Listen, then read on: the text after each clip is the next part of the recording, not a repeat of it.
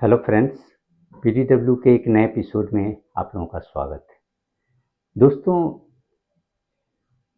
आज हम लोग पॉलिटिक्स से हटकर पर्सनल फाइनेंस पर बात करेंगे और पर्सनल फाइनेंस में भी जो पोस्ट रिटायरमेंट प्लानिंग होती है उसके संबंध में।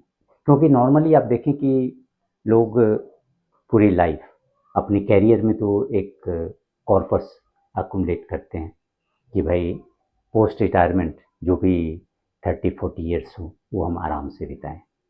लेकिन यदि आप देखें कि वो जो अकुमुलेटेड कॉर्पस है उसे यदि आप ढंग से मैनेज नहीं कर रहे हैं, सिंपली आप उसको एक करें कि एफडी में या कहीं ऐसे इंस्ट्रूमेंट में रख देते हैं तो that won't last for the 30 years. यदि आप 60 में रिटायर होते हैं और अगर 30 ईयर का प्लान करते हैं कि भाई हम 90 तक का एक फाइनेंशियल जो हम अरेंजमेंट करें, तो इट इज़ नॉट पॉसिबल। क्योंकि कोई भी अगर आप फिक्स इंस्ट्रूमेंट आप देखें तो उसमें यू कैन अडॉट मोर देन 7-8%। और यदि इन्फ्लेशन का रेट देखें तो वहाँ भी आपको 6-7 मानकर चलना होगा, क्योंकि आरबीआई की जो लिमिट है वो 4 टू जो टारगेट है आरबीआई का वो 4 to 6% है। तो नॉर्मली बहुत बार होता है कि भाई ये जो इन्फ्लेशन रेट है वो 7 भी जा सकता है। तो इस तरह से आपको ये जो रिटायरमेंट कॉर्पस है उसको आप किस तरह से मैनेज कर रहे हैं ये बहुत ही सिग्निफिकेंट होता है। इसके ऊपर जो पहली स्टडी की गई वो विलियम अर्ली 90s में विलियम वेंजन उन्होंने किया था। और वो जो उनके स्टडी है वो यूएस स्टॉक मार्केट या स्टॉक्स और बॉन्ड्स उसके ऊपर डिपेंडेंट है। और उसके आधार पर वो ये कोशिश की कि भाई ये जो रिटायरमेंट कॉर्पस है उससे हम कितना विड्रॉ करें एनुअली विथ इन्फ्लेशन एडजस्टमेंट, तो वो 30 ईयर तक वो कॉर्पस चल सकता है। तो उनका था कि भाई एक तो पहले कि ये जो कंपोजिशन है आपके कॉर्पस को डिप्लॉयमेंट वो that should be done between equity and bonds 50-50 के रेशियो में। और दूसरी बात तो उनका कहना था कि भाई आप एक base withdrawal rate it should be 4%। लेकिन ये तो ठीक है कि आप 4%, लेकिन यदि आप इस रेशियो में अपने को मैनेज कर रहे हैं कि 4% विड्रॉल रेट होना चाहिए, तो उसमें जो कॉर्पस का रिक्वायरमेंट होगा वो काफ़ी ज़्यादा होगा। कुछ लोग तो भाई उसको और नीचे रखते हैं कि भाई इट शुड बी अराउंड 3.5 3.7। जैसे मॉर्निंग स्टार ने भी एक स्टडी की थी 2023 में और 2025 में भी, तो उनका भी जो बेसलाइन विड्रॉल रेट था वो 3.7 3.8। लेकिन with that, if you follow that, then you will have to have a larger corpus, maybe आपका जो एनुअल एक्सपेंस है उसके 40 टाइम्स 50 टाइम्स इतने की जरूरत पड़ती है। लेकिन that is not possible for everyone, so there has to be some different strategy to manage this retirement corpus, or even to decrease the amount of corpus which is required to maintain a free, happy, prosperous retirement life. तो उसके लिए हमें लगता है कि एक जो bucket strategy जो काफ़ी पॉपुलर है उसको फॉलो करना चाहिए, और साथ में कुछ एडिशनल जो ट्विक्स है। एक तो आप 4% को भी नहीं रखें। सबसे पहले कि आपका जो कॉर्पस का रिक्वायरमेंट है जो भी एनुअल एक्सपेंस है, मान लीजिए कि आपका एनुअल एक्सपेंस 6 लाख यानी 50,000 पर मंथ, तो 6 लाख है तो it should be multiplied by 22 यानी 1,32,00,000 it should be the corpus amount. और उसके बाद इसमें से आप विड्रॉ करें 5% एनुअली, तो फर्स्ट ईयर जो होगा वो 5 लाख होंगे विड्रॉल। लेकिन उसमें आप एक काम कर सकते हैं कि ये जो कॉर्पस है 1,32,000 जो अगर एनुअल आपका एक्सपेंडिचर 6 लाख का है और 22 टाइम्स यानी 1,32,00,000, तो उसमें आप इसको 3 बकेट में डिवाइड कर सकते हैं। क्योंकि इसे आप एक तो फिक्स्ड इंस्ट्रूमेंट है एफडी, फिक्स डिपॉजिट, उस वो होगा पहला बकेट। दूसरा होगा बॉन्ड एंड तीसरा बकेट जो होगा वो equity. Equity will be for long term, medium term के लिए बॉन्ड, और जो शॉर्ट टर्म रिक्वायरमेंट्स हैं whenever there is an emergency you can go for that, और उसके लिए वो एफडी का जो पार्ट होगा वो करें। तो एफडी का जो अमाउंट होना चाहिए, ये जो टोटल आपके पास 1,32,00,000 है, तो उसमें से एफडी का अमाउंट होगा वो 9 to 10% and 15 to 16% bond, and then 75 to 76% will be the equity part।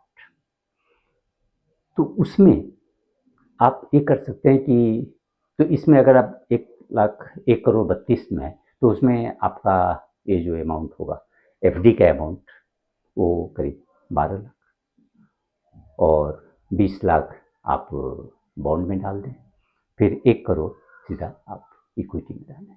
और equity it should be in A flexi cap, 1 or 2 flexi cap fund, जो गुड फंड है उसमें आप डालें। तो नॉर्मल कैलकुलेशन जो होता है कि केवल आप विड्रॉ करेंगे इक्विटी से, उसमें जो सर्टेन कंडीशंस होंगे कि आप इक्विटी से विड्रॉ करेंगे नॉर्मल केस में। और अगर हम इक्विटी का ये जो इंटरेस्ट और इवन प्रॉफिट एप्रिसिएशन होता है, वो कैपिटल एप्रिसिएशन अगर हम 12% रखें, विड्रॉल रेट वही 5%, और ओवर ए पीरियड ऑफ और 7% या 6%, 6 और 7% अगर हम इन्फ्लेशन रखते हैं 7%, तो 30 साल के एंड में आप देखेंगे कि आपके पास still you will have enough surplus, that will be around 4.43 crore आपके पास बैलेंस होगा केवल इक्विटी में। बॉन्ड और जो एफडी अमाउंट है वो तो दैट इज एक्स्ट्रा।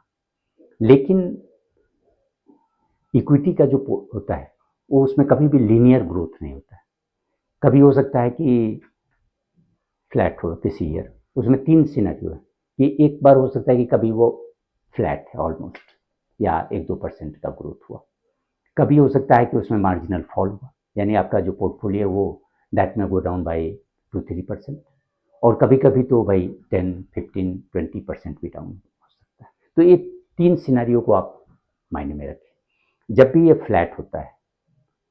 एक तो दूसरा कि जब इसमें मार्जिनल फॉल होता है आपके पोर्टफोलियो में, और तीसरा कि जब ड्रास्टिक फॉल होता है। तो इन तीनों ही कंडीशन में आप जो एनुअल ये विड्रॉल वो आप नहीं करें इक्विटी पोर्शन से, then you should withdraw the same amount from FD.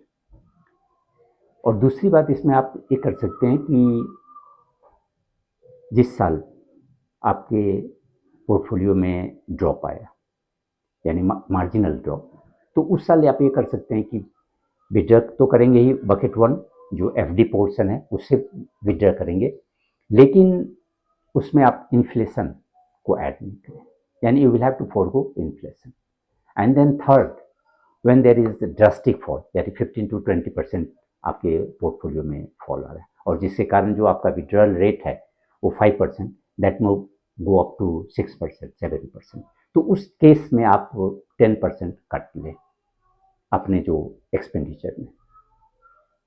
इसके जस्ट बाद, और ये तीनों ही, लेकिन जब मान लीजिए कि आप इस साल आपने जो विड्रॉल है वो बकेट 1 से किया, तो नेक्स्ट ईयर में भी या उसके बाद जब भी इक्विटी में सुधार आती है, उसमें रिकवरी आती है और आपका पोर्टफोलियो फिर से रिकवर हो जाता है और उसमें सिग्निफिकेंट एप्रिसिएशन होता है, तो वहाँ से विड्रॉ करके फिर जो अमाउंट आपने जितना भी अमाउंट आपने बकेट 1 से लिया यानी एफडी से विड्रॉ किया है, you have to fill that bucket with withdrawal from the third one यानी इक्विटी से।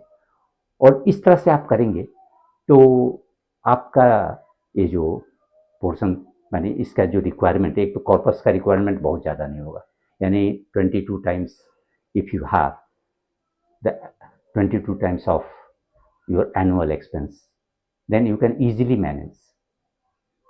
और आपके जो एडिशनल भी एक्सपेंडिचर हैं, हॉलीडेज और वैकेशन पर आप जाना चाहें तो that also you can manage with this amount. क्योंकि अगर आप केवल कैलकुलेशन में आप देखें कि इक्विटी पोर्शन से ही आपके पास करीब after 30 years you will have more than 4 crore balance.